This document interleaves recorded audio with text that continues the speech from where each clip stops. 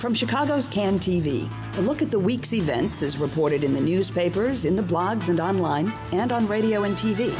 This is Chicago Newsroom.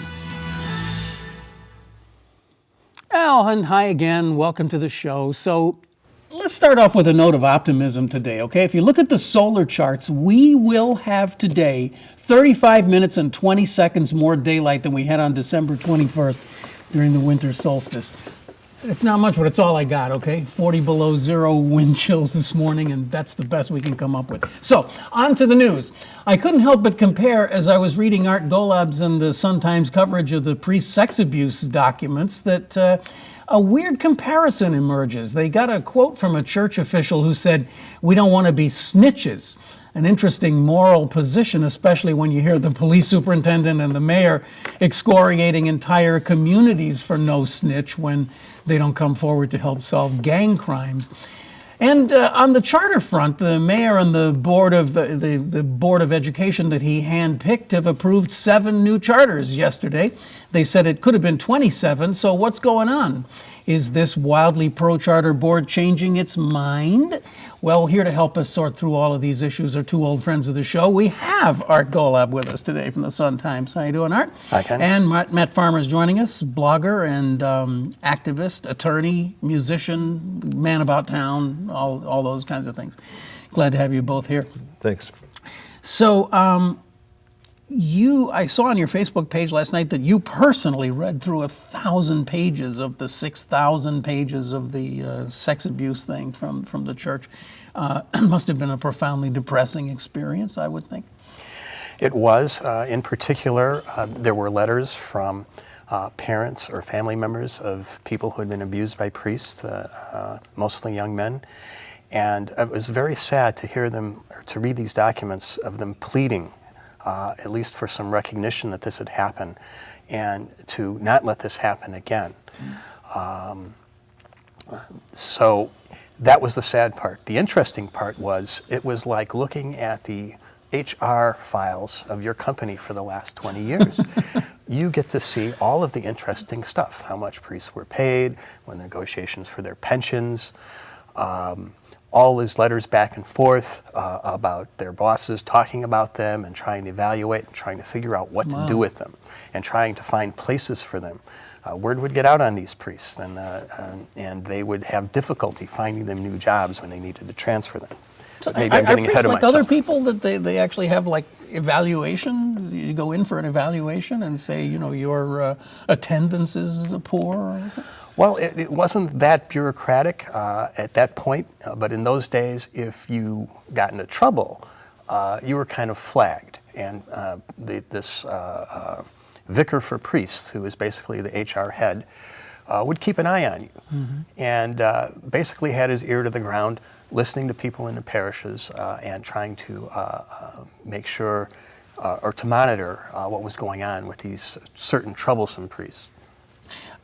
But the result wasn't that they would keep an eye on you and they'd notice that everywhere you went, you seemed to be popping up with a red flag that you were molesting children. They'd just simply move you someplace else, it appears. Well, it wasn't all that simple. I mean, they would actually try and make an effort. Maybe the first time they wouldn't do anything. They would just give them a lecture. Counseling. And maybe the next time it would be formal counseling or going off for treatment.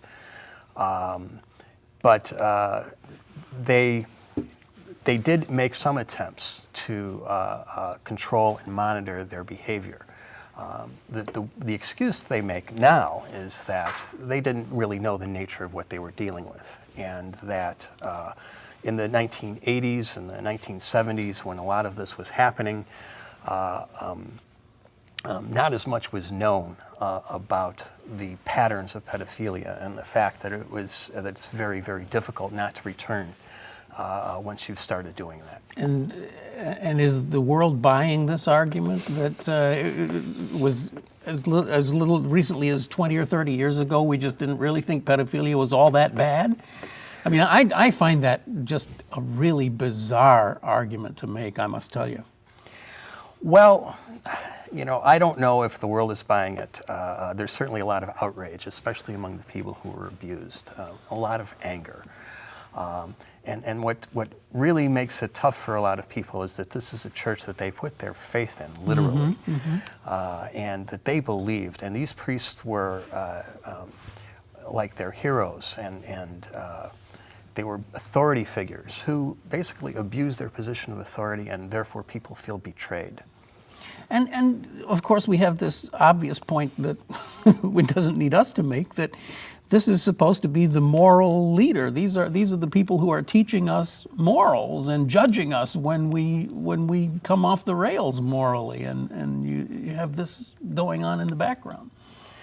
Well, from what I learned after reading all of those documents, many of them very depressing, was that yes, the church presents itself as a moral authority, but in all cases, that in all too many cases, the church is made up of human beings who cannot necessarily always live up to those standards. Well, you both are men of the church, I understand, from what you were saying before we went on. So you've probably both had this reaction. Matt, you're an attorney. Do you have any sense of how this particular case evolved? Maybe, I don't know if either of you can help us. It seems like my consciousness of this began about 2 weeks ago when Francis George kind of gave this little warning, like, oh, something's coming and it's going to be really nasty. No. This obviously goes way back before. Well, first of all, we can't talk about this particular case and we can't even talk about these Chicago cases, because this has been going on nationally, indeed globally, for decades. And you mentioned my relationship with the church. I did come up Catholic education, middle name Ignatius. I'm no longer a practicing Catholic, but I take no joy in reading about any of this or following it over the decades. In fact, Art's column about Father Mayer, he was the pastor at my grandparents' church, St. Odilio's in Berwyn. That was his last gig before he was indicted and went to prison. So, and that came 10 years after he was on Cardinal Bernardine's radar screen for all sorts of inappropriate, indeed criminal conduct. It's remarkable. So the point that let's limit it to Chicago, that the folks in charge, two of the cardinals are dead, of course, at this point, didn't know about the gravity or the nature of pedophilia, is undercut by what we've learned over the decades from folks well above them at the Vatican. For example, a gentleman named Cardinal Bartoni, who was number 2 under then Cardinal Ratzinger, who went on to become Pope Benedict, was quoted about 2001 or 2002 talking to an Italian magazine. He said, "In my opinion, the demand that a bishop be obligated to contact the police in order to denounce a priest who has admitted the offense of pedophilia is unfounded. Naturally, civil society has the obligation to defend its citizens, but it must also respect the professional secrecy of priests as it respects the professional secrecy of other categories, a respect that cannot be reduced simply to the inviolable seal of the confessional. If a priest cannot confide in his bishop for fear of being denounced, then it would mean there is no more liberty of conscience." But Matt, that was all the way back in 2002. Our thinking has evolved maybe since then, right? About whether we should contact but the point is, these marching orders, this institutional mindset went far beyond the Cardinals' residence here, on the north side. And this has been going on. And the more we learn about it, whether in Ireland and third world nations, it's of epidemic proportion. And to read this, the files that Art reviewed, for example, it's in a sense like reading, newly released tapes from Nixon or Kennedy that come out through the archives. However, these only came out as a result of litigation. And the bravery of the folks who stood up and fought and were willing to tell their stories. Can you explain that? How did these documents come into the public view? Well, this particular case is headed up by 2 lawyers who represent a number of clients. The lawyer that I'm most familiar with is Jeff Anderson. He's based in Minneapolis, and he handles a lot of these cases in many different states. So this is not just Chicago, then? This lawyer works. Well, yeah, but these particular cases are related to Chicago, and there has been a battle for, at least according to Anderson, for at least 7 years for the church to release these documents. And they had a choice. They could have probably squeezed more money out of the archdiocese, but what a lot of these victims really wanted was for these practices to become public and to find out who did what. And this was actually uncovered in the court, but it was never made public because these settlements tend to be confidential. So they decided to hold out and say, we want these documents to be made public. Okay. All right. And it was the victim's choice. They pressed for it, and they actually got it. And I've seen many, well, not many other cases, but several other cases. When I was a reporter in Will County, there were similar cases going on there. And the Chicago Tribune, I stood in court while one of their lawyers tried to get these documents unsealed, and the judge just turned them down flat. The church fought it. So this was not a voluntary issue on the part of the archdiocese that they just said, okay, we'll let you see these documents. It was hard fought. In every case that I know of, the church has fought this tooth and nail. And let's be sure too, I think that of the, certainly two of the three cardinals who oversaw the abuse and litigation are dead. 14, I believe, of the 30 priests are dead. So, you know, they were successful in keeping this stuff out of sunlight for quite a while. So let me ask you the question about Cardinal Bernardine. We in Chicago have come to sort of revere him as one of the great cardinals. He seemed, I don't know, somehow more human than his predecessors, and was I think very well liked. At least that's always been my impression. But there's this really dark side that's emerging. Has it stained his legacy? I think it's going to affect how people think of Bernardine. I think he's a guy who meant well, and that he considered these priests part of his flock, and he was perhaps overly optimistic about their possibilities for rehabilitation. You know, that's putting it in the best light possible. Other people would say that he actively covered this up, and the evidence showed that that is what happens. And I think he did what he did for what he thought were good reasons for the good of the church. That's the best spin that I can think of to put it on. But it certainly changes people's opinion, or it will change people's opinion of Bernardine. We watched the grace with which the man faced death. Absolutely. And I think everybody was touched, impressed by that. And to be fair as well, Cardinal Bernardine, as I recall, was also named as a defendant in one of these cases in Ohio in 1994, a case that was rather quickly dismissed after the victim recanted and said, I made all this up. So, you know, anytime we deal with allegations of this nature, we've got to be certain of what we're dealing with, so there is concern. That said, I think the paper trail that Art has reviewed and is writing about is going to cast some shadow over the Cardinal's legacy. And I think he should get maybe a little credit because at some point he kindly figured out what this pattern was. And he, by the early 90s, he had had enough. And he started being a lot tougher on these guys. And basically, once the first allegations would come out, he did not let them go back. But still, at some point, though, he changed his procedure. I mean, you can see that he was being tougher on them, but there's no evidence at all that he attempted to take them to authorities, that he attempted to take it outside the church, right? I believe it wasn't until 2002 that the church came out with a policy of reporting these to authorities. Okay. So finally, one other question that, since this is Chicago Newsroom, and we're always jealous of our position as we stack ourselves up against others, are we now worse off than like Boston and other places where we've seen so much of this abuse? Where do we stand on the Catholic Church sex abuse pantheon? Are we as bad as other cities or worse? Well, I confess that I don't know that I don't know the conditions or what exactly happened in these other cities. But in terms of dollar amounts, I'd say we're probably lower than some other places. Other archdioceses or dioceses have had to go bankrupt. I know that Los Angeles and Milwaukee have paid huge settlements. So just in terms of money, if that's how you measure it, we're probably not the top one. Well, there you are. At least in terms of money, we're not the most abusive city. Let's turn our attention to Mayor Emanuel and his hand-picked Board of Education, which we all know is wildly pro-charter. And yesterday, for some reason, they advertised that somewhere around 20 or 17 charters were going to be announced yesterday, and they only did 7, and only 3 of them were permanent. The others have, there are different things that they have to do before they can get their charter.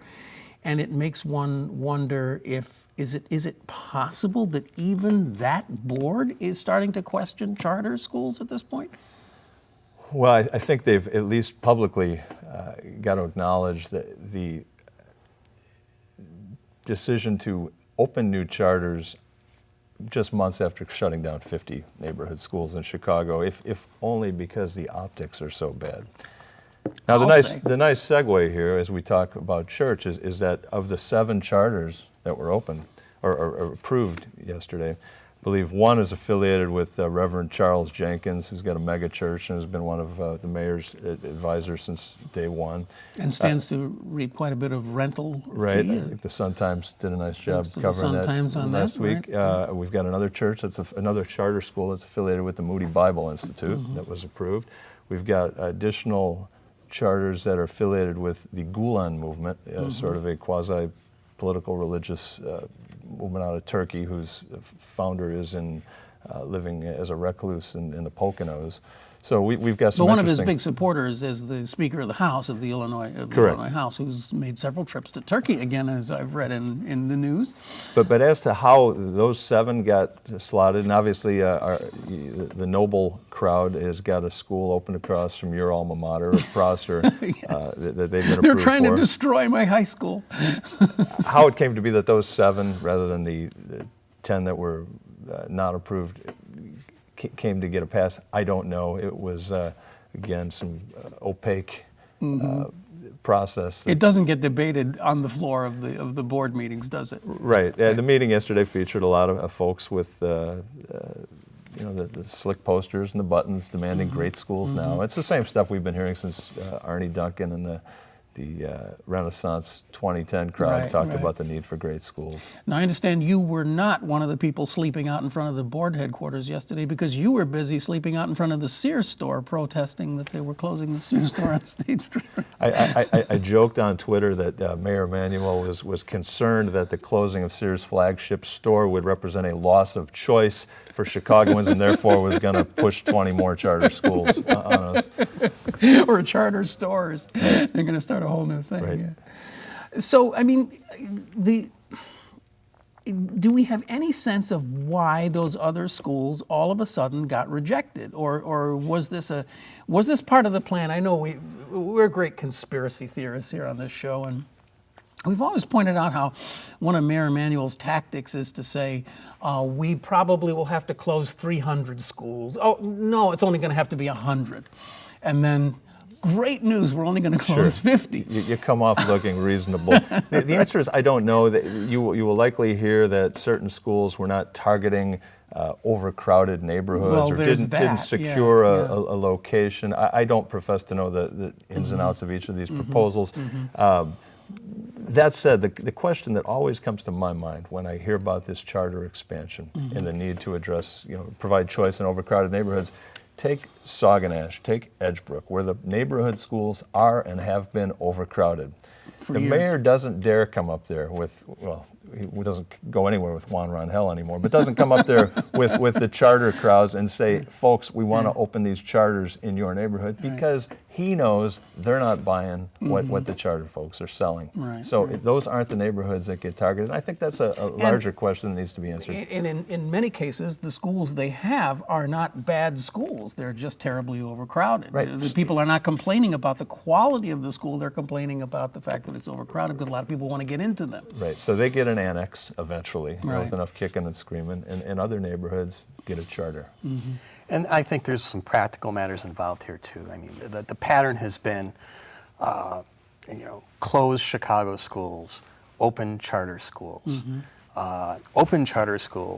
and then right next to Chicago schools. And then when the Chicago schools decline in population because the charter schools are drawing off kids, then they close those. So it's been, and now what's happened is that when the city closed 50 schools last year, they made a commitment not to close anymore for 5 years. They did do that, didn't they? Yeah. So at this point, if they can't close more schools, where are they going to find the money to give to new charter schools? Because that's how this whole process has worked. Yeah. I think they've got to slow it down because, and this is just a theory, but I think it's because the money's not going to be coming in because they can't shut down the regular schools as quickly. This has been one of the things that has been so mysterious to me about this whole charter school thing is you see the story about, the mayor has a friend who, all the usual connectedness that we're all so familiar with. But that friend stands to maybe get up to like $1 million a year in rent for a charter school, right? So when we open a charter school, we, the taxpayers, often pay rent. As we saw with Juan Rangel, we also pay that $200,000 CEO salary, which is bigger than the salary we're paying to Barbara Byrd Bennett. So when you start adding all of these things up, and I'd love to see somebody try to do that someday, what do the 20% of the schools that are charters cost us as opposed to the other 80%. The cost of running these schools it appears to me to be so much higher when you add up all the ancillary costs. And are we getting a service that's that much better? That seems to be the real question that people are finally beginning to ask. I think the cost per student is about the same. That when CPS writes a check, it's based on how many students go to that charter school. But I don't think all that money gets spent the same way in charter schools.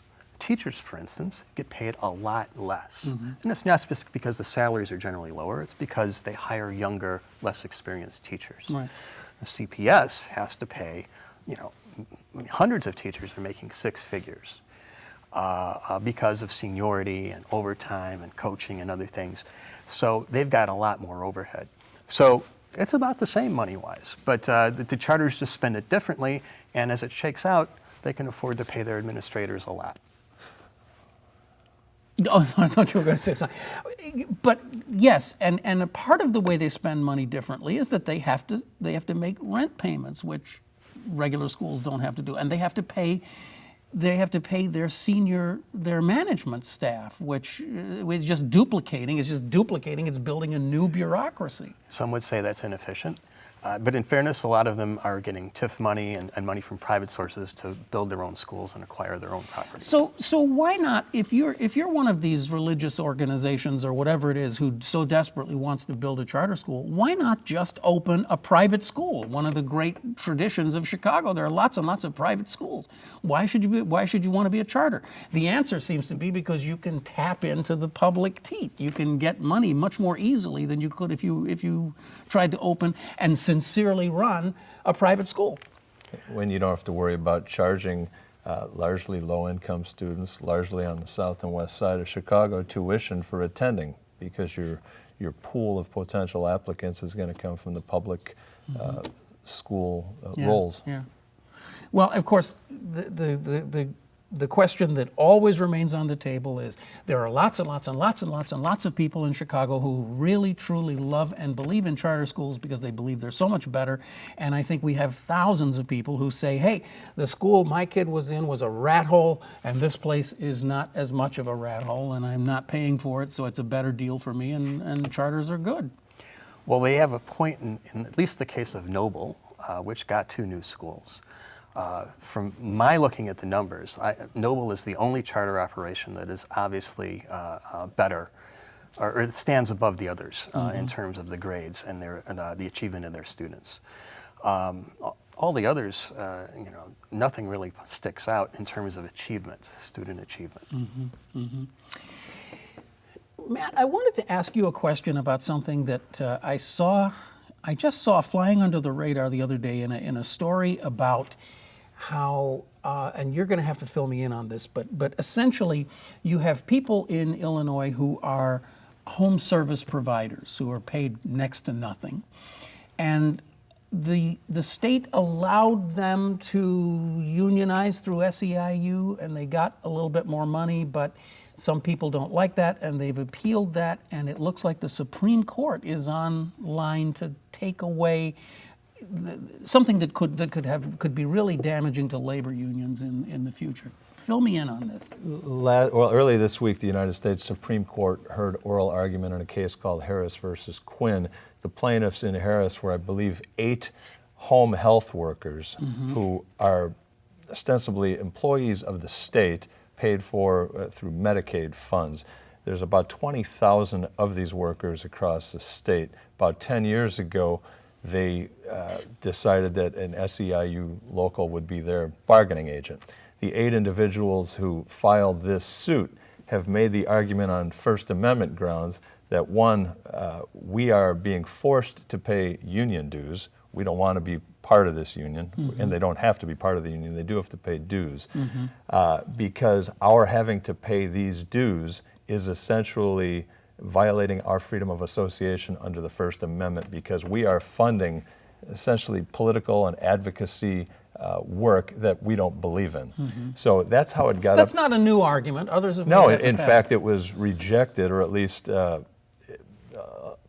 rejected in large part about 35 years ago in a case called Abood, which involved teachers, public school teachers out of Detroit. And what the court said, again, I'm not a labor lawyer or a First Amendment lawyer, but is that you are allowed to charge these folks dues, provided those dues represent, it's a fair share payment for the work the union provides on their behalf to help negotiate wages, benefits, handle grievances, et cetera, not to fund their advocacy work. So these folks are asking the court essentially to overturn the Abood decision from 1977, as it relates to these public sector employees.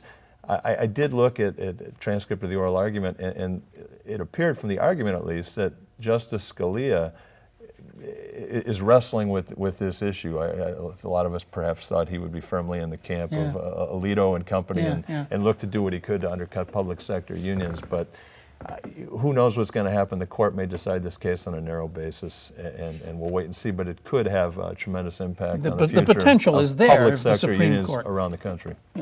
For public sector unions that they don't have to, or they're obligatory payments for union dues would be thrown out, essentially, right? Which would essentially just destroy the unions. Right.